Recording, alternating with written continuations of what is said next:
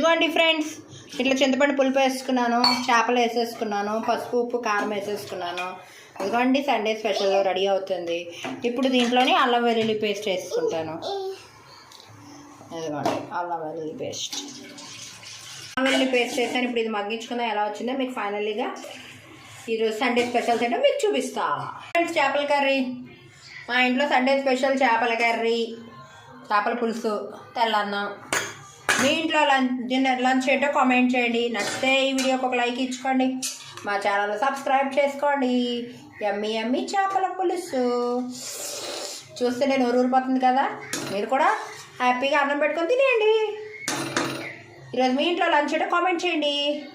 నచ్చితే video like చేయండి. మా ఛానల్ సబ్స్క్రైబ్ చేసుకోండి.